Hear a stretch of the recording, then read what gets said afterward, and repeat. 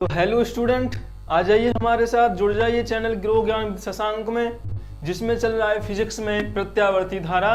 तो आज हम उसका एक नया टॉपिक लेकर चलेंगे, बढ़ेंगे आगे की ओर। लेकिन जो स्टूडेंट हमसे आज नए जुड़ रहे हैं, पहली बार वीडियो देख रहे हैं, वो चैनल को कर दीजिए सब्सक्राइब और बेल आइकन को कर दीजिए पुश। वीडियो पसंद आ जाए तो लाइक कीजिएगा और अपने दोस्तों में शेयर कीजिएगा।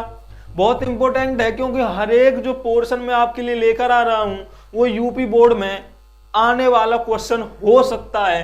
तो उसके लिए आप करते रहिए तैयारी। और अगर आपको यूपी बोर्ड में इंटरमीडिएट क्लास में कोई भी दिक्कत महसूस हो रही हो तो आप वो मुझे कमेंट के माध्यम से बताइएगा कि भाई हमें ये वाली दिक्कत है, इस दिक्कत को कैसे दूर किया जा सकता है। तो अब तक हमने पढ़ा था प्रत्यावर्ती धारा परिपथ में शुद्ध प्रतिरोध परिपथ, उसके बाद शुद्ध प्रेरकत्व परिपथ, और आज होगा आपका शुद्ध संधारित्र परिपथ। क्या होगा? शुद्ध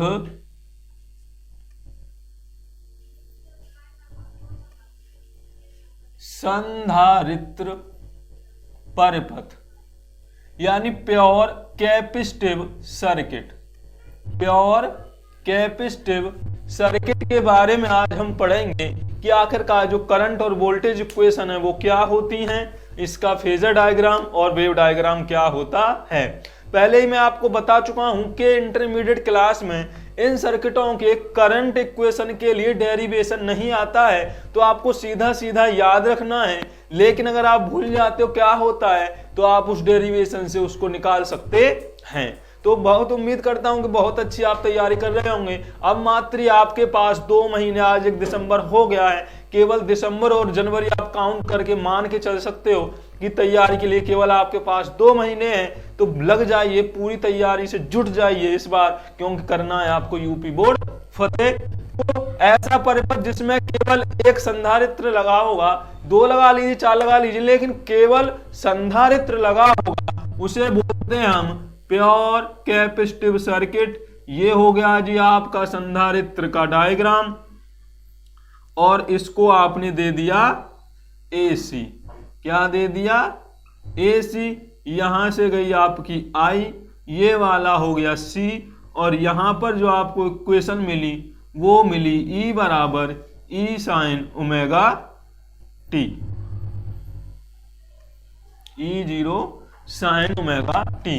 अब जब यहां से करंट जाएगा, वोल्टेज जाएगा, तो यहां पर आप जानते ही हो कि जो कैपेसिटर होता है वो एक स्टोर करने की डिवाइस है, यानी जो चार्ज होता है उसको स्टोर करने का काम करता है जो कैपेसिटर होता है। तो अगर इसके लिए आप बात करोगे तो वो चार्ज के फॉर्म में इसको दिखाया जाता है। यदि इसके पास वोल्टेज दिया जाए या इसके अकॉर्डिंग आप वोल्टेज देते हो तो ये चार्ज और वोल्टेज में रिलेशन बताता है, जिसे आप क्या बोलते हो? Q बराबर CV। क्या होता है? Q बराबर CV, जहां Q चार्ज है, C इसका कैपेसिटेंस है और V इसका अकॉर्डिंग वोल्टेज है। लेकिन यहां पर जो डिफरेंशियल वोल्टेज है वो आपका E दिया जा रहा है। यहां पे डिफरेंशियल वोल्टेज कितना है? E। तो V की जगह पर हम क्या यूज करेंगे? E। क्यों? क्योंकि यह वोल्टेज भी इसके अकॉर्डिंग वोल्टेज, और हमारा जो सर्किट में पोटेंशियल डिफरेंस है, ये क्या होता है? पोटेंशियल डिफरेंस है, वो क्या है हमारे लिए? E है। तो अगर आप इसका डिफरेंशिएशन करोगे विद रेस्पेक्ट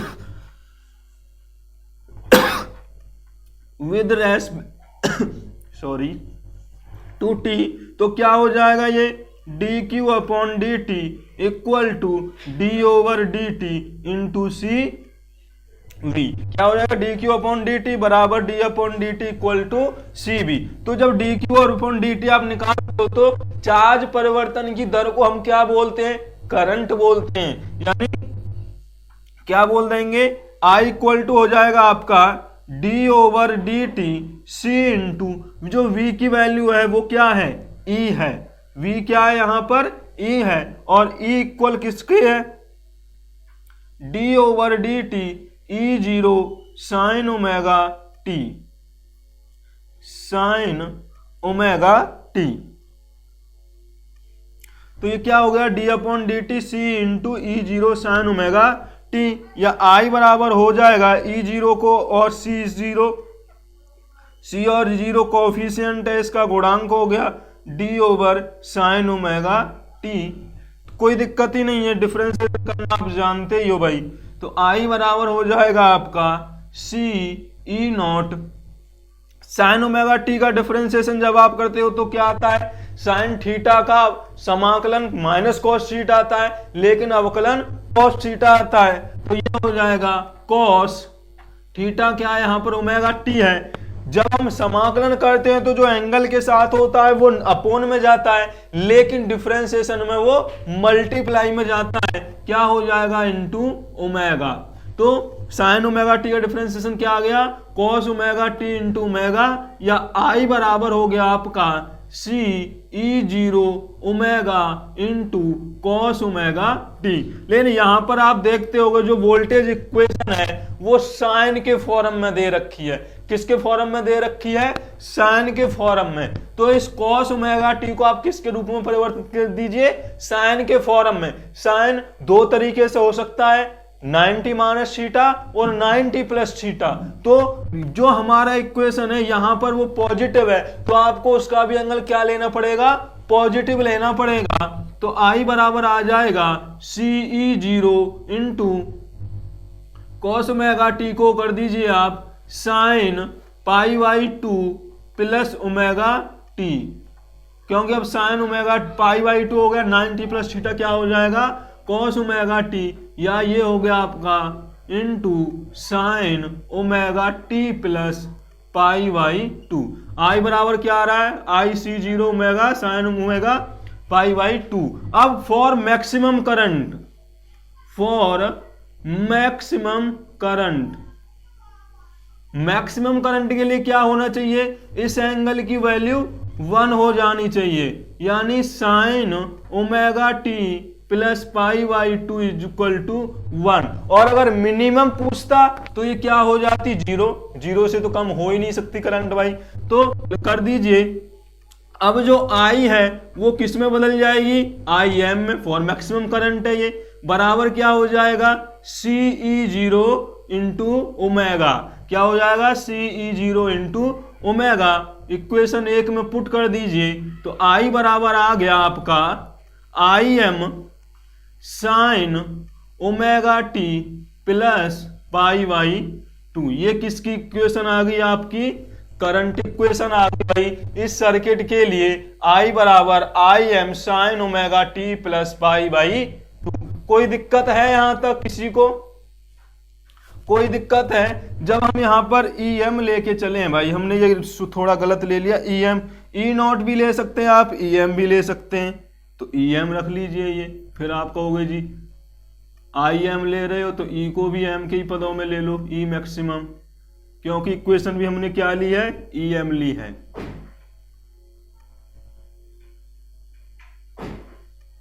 ये क्लियर हो गया होगा। करंट इक्वेशन आ गई आपकी। क्या देख रहे हो दोनों में, अब तुलना करके देख लो। यहां पर साइन ओमेगा टी है, लेकिन यहां पर omega t plus pi by add हो गया। ओमेगा टी में कितना एंगल ऐड हो गया, 90 डिग्री एंगल ऐड हो गया। तो इससे आप बोल सकते हो कि शुद्ध संधारित्र वाले परपथ में करंट वोल्टेज से 90 अंश अग्रगामी होती है। जबकि पिछले चैप्टर में क्या पढ़ा था हमने, इंडक्टेंस वाले चैप्टर में हमने पढ़ा था कि करंट 90 डिग्री पश्चगामी होती है, लेकिन इसमें इक्वेशन क्या निकल के आ गई कि 90 डिग्री अग्रगामी होती है। यानी शुद्ध प्योर कैपेसिटिव सर्किट में वोल्टेज करंट से 90 बिहाइंड होता है, यानी वो लैग करता है और करंट आपकी लीड करती है। समझ में आ गया होगा। तो ये जो डेरिवेशन है वो इंटर क्लास में नहीं है, फिर भी मैंने आपको बता दिया। इंटर क्लास में आपको सीधी करंट इक्वेशन लिखकर समझ में आनी चाहिए कि आखिरकार करंट लीड करती है या लैग करती है, उस सर्किट में लीड कर रही है या लैग कर रही है। अब यहां से आप देखिए कि जो आई एम बराबर आप निकाले हो वो निकाले हो ई एम इंटू ओमेगा, या आप देखोगे अगर इसको हम डिवाइडेशन में ले जाएं यानी ई एम बट्टे आई एम कर दें तो बराबर हो जाएगा 1/c ओमेगा। क्या हो जाएगा, EM के साथ में IM डिवाइड में हो गई और 1/में C ओमेगा चला गया। अब जब आप प्योर रेजिस्टिव सर्किट पढ़ते हो, DC सर्किट पढ़ते हो, वहां पर आप क्या पढ़ते हो कि R बराबर होता है V/I, जो सर्किट का प्रतिरोध कहलाता है। तो इसमें भी सर्किट का ये EM/IM प्रतिरोध हो गया, लेकिन ये जो प्रतिरोध है वो अब कैपेसिटेंस के कारण है, इसलिए इसको आप बोलते हो XC। क्या बोलते हो, XC, कैपेसिटिव रेजिस्टेंस या धारतीय प्रतिरोध। जहां XC को आप क्या बोलते हो, धारतीय प्रतिघात बोलते हो आप इसको, यानी कैपेसिटिव रिएक्टेंस होती है आपकी। XC बराबर हो जाता है 1/c ओमेगा। क्या हो जाता है, 1/c, XC बराबर 1/c ओमेगा कैपेसिटिव रेजिस्टेंस, धारतीय प्रतिघात। ठीक है, क्लियर हो गया होगा। पिछले शायद वीडियो में आपको बताना भूल गया था, वहां पर भी आपने निकाला था कि जो IM आ रहा था वो आपका आ रहा था 1/L EM ओमेगा, यही तो आ रहा था। तो यहां पर जब आप करते हो तो EM इसके ऊपर जाएगा गुणा में IM को, तो EM बराबर, ये तो IM तो ऑलरेडी है, तो IM बराबर 1/L ओमेगा, या इसको आप डिवाइडेशन में ले जाओ। उधर साइड कैसे करेंगे, इनका उल्टा कर लेते हैं, तो 1/EM इंटू IM बट्टे L ओमेगा, L ओमेगा। तो IM इधर मल्टीप्लाई में भेज दो, इसको उल्टा कर लो, तो IM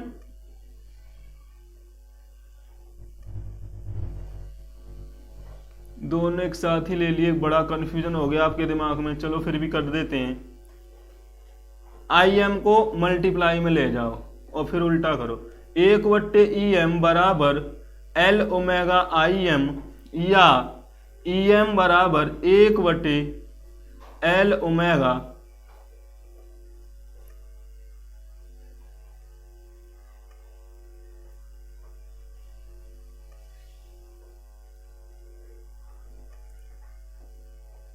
IM इसके मल्टीप्लाई में गया, IM/EM बराबर 1/L ओमेगा, या EM/IM बराबर L ओमेगा। उल्टा हो गया, तो यहां पर जो XL आता है वो निकल के आता है आपका ओमेगा L के। पिछले सर्किट का था ये, तो पिछले सर्किट में जो था वो XL था, इंडक्टेंस था।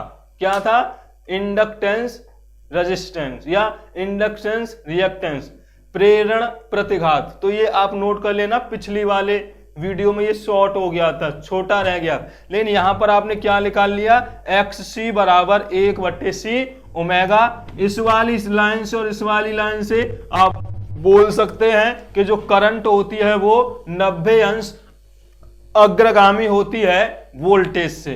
कितनी, 90 अंश अग्रगामी होती है वोल्टेज से। कोई दिक्कत नहीं है, मैं इसको मिटा दे रहा हूं, आपको यहां पे लिख ले रहा हूं ये डेरिवेशन को। क्लियर हो गया होगा भाई।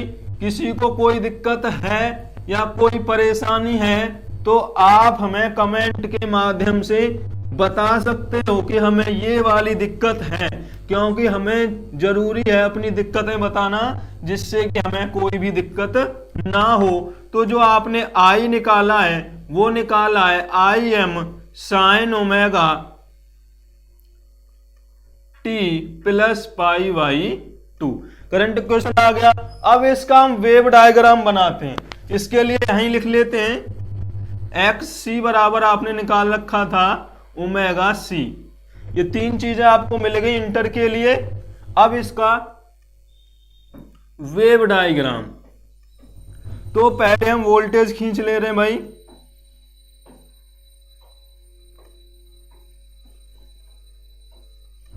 यहां पे आपको पाई मिला, यहां पर 2 पाई, यहां पर 3 पाई, यहां पर 4 पाई, और ये आपका ओमेगा टी एंगल। अब आप देखिए कि जब EM sign omega T E को डिनोट कर रहा है तो जो करंट है वो 90 अंश अग्रगामी है। 90 अंश कैसे है, अग्रगामी, यानी कि जब ये शून्य होगा तब करंट मैक्सिमम होगी, और जब ये मैक्सिमम होगा तब करंट मिनिमम होगी, यानी वो 90 अंश आगे से चलना प्रारंभ करती है। इसको मैं डॉट फॉर्म में दिखा दे रहा हूं भाई, जिससे कि आपको समझने में कोई भी दिक्कत ना हो।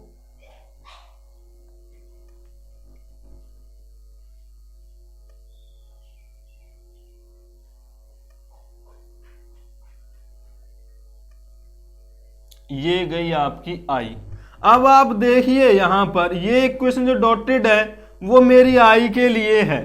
क्यों है ये? अब यहां पे ये स्टार्ट किया, लेकिन यहां पर ये स्टार्ट किया, यानी अभी ये इससे 90 डिग्री पहले जीरो हो गया। ये जो डिस्टेंस आपको दिखा रहा है यहां से यहां तक की, तो ये 90 डिग्री पहले जीरो हो गया है। पहले जीरो हो गया तब तो करंट इससे आगे चली होगी। जैसे मान लो जब ये ऐसे हुई होगी तो ये ऐसे करके होगी ना, इधर ऐसे करके।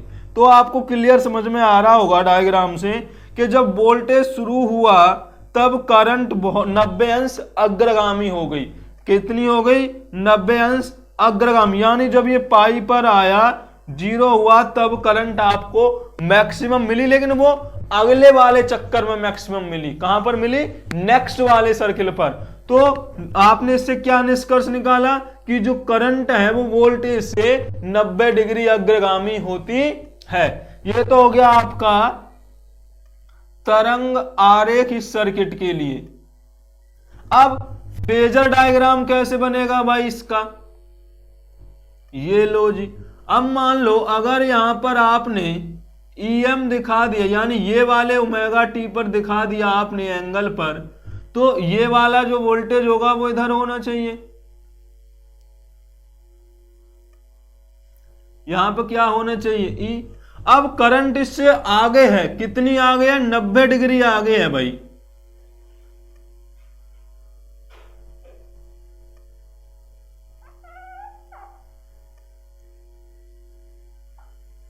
ये हो गई आपकी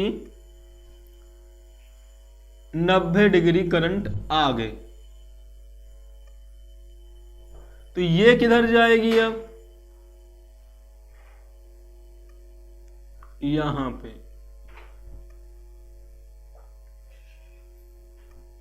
तो अब आप इससे बोल सकते हो कि भाई जो करंट है, ज्यादा ऊंचा दिख रहा है, चलो इसको नीचा कर देते हैं जिससे ये अच्छा आपको दिख जाए।